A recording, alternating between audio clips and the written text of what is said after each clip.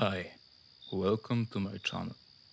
This is me, Very Dark, and today we have another dark story. One that was buried for decades and still radiates danger. Let's get into it. In 1957, something terrible happened in the Soviet Union. A nuclear disaster so severe it poisoned entire rivers, sickened thousands, and created a radioactive dead zone that still exists today. The government never warned the public. In fact, they erased it.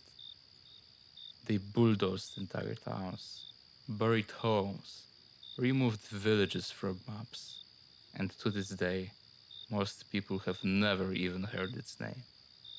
This is the story of Kishtim, the radioactive city that Russia tried to wipe from history. Before we uncover the truth, tell me in the comments, what's the most chilling real world disaster you've ever learned about?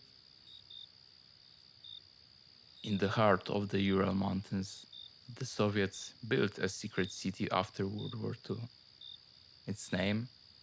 Not Moscow, not Chernobyl, but Chelyabinsk 40. This wasn't a place on any map. It didn't legally exist, but inside, the Soviet Union was building bombs. The Mayak Production Association was a top secret nuclear facility, one of the first places in the world to process weapons grade plutonium. Tens of thousands of workers lived and labored here under strict secrecy.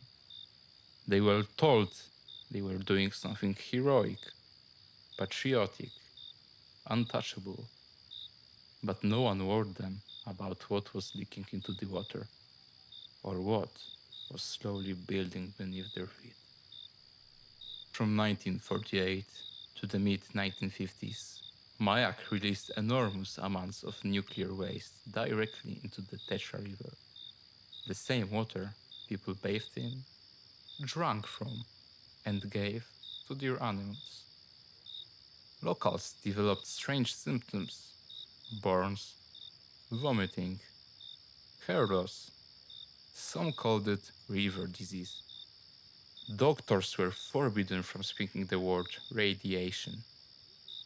When river dumping became too risky, the waste was stored in tanks, crude metal containers buried underground, filled with boiling hot radioactive sludge. They were unstable, no backup systems, no proper cooling, and one of them was already beginning to fail. At 4:20 p.m. on September 29, 1957, one of the waste tanks exploded. The blast released a massive cloud of radioactive dust, including cesium-137 and strontium-90, across 20,000 square kilometers. That's an area larger than New Jersey, more radioactive than Hiroshima, and no one was born. The event became known as the Kishtim disaster, named after a nearby town that hadn't even caused it, because Mayak itself couldn't be named. Within days, livestock died, plants withered, children fell ill with skin lesions and high fevers, and still, the Soviet government said nothing. The contamination zone stretched like a scar across the land, later called the East Ural Radioactive Trace. Evacuations began, quietly, in secret. No public announcements. Villages were cleared out one by one. Homes were bulldozed. Entire towns, over 20 villages, were wiped off the map. Soviet officials told residents nothing. Sometimes only that they needed to leave for health reasons. Often, people didn't even know they'd never return. To this day, some of those towns remain buried beneath the soil. Radioactive ghosts no one visits. The Soviet Union classified everything. There was no media coverage, no acknowledgement to the international community, no assistance for the victims. Doctors were told not to write radiation sickness on their certificates.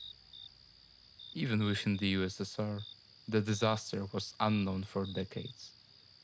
It wasn't until 1976 that a dissident scientist, Dr. Jos Medvedev, published a paper in the West, exposing what had happened. The Soviet government denied it, calling it propaganda. But by then, the radioactive truth had already started to spread. The world now knew there had been a nuclear disaster in Russia, one worse than almost anything before it. By some estimates, tens of thousands of people were exposed to high levels of radiation. Some communities remained in contaminated areas for decades without being told.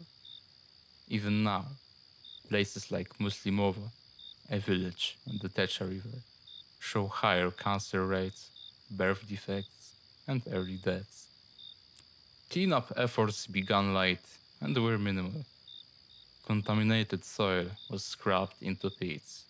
Some was simply buried. And Mayak, it kept operating. The plant still exists today, now focused on nuclear reprocessing, though officials claim it's safer now. But the land remembers. The East Ural radioactive trace is still restricted, an exclusion zone for less known than Chernobyl, but just as haunting. Geiger counters still spike in parts of the region. The soil, the water, the trees, all carry invisible scars.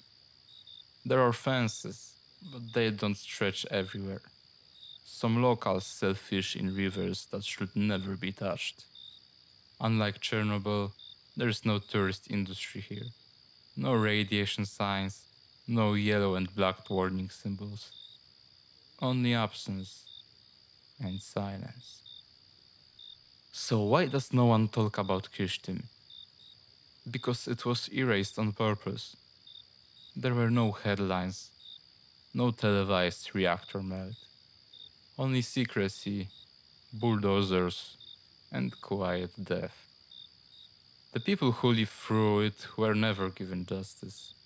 Many never even got a diagnosis. When we think of nuclear disasters, we think of Chernobyl or Fukushima. But Kishtim was first, and in many ways, more chilling. Because what's more terrifying than radiation? The idea that it could happen, and no one would ever know.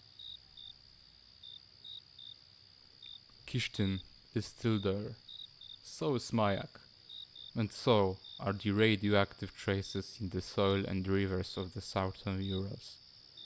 The names were changed. The maps were updated. The truth was buried. But some disasters don't need sirens or mushroom clouds. They just need silence. This was very dark. Subscribe for more stories that history tried to bury, and the dark truths still echoing beneath our feet.